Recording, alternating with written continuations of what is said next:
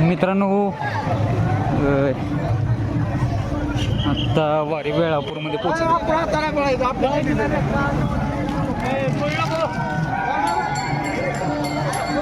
जल्लोष बघा वारकऱ्यांचं.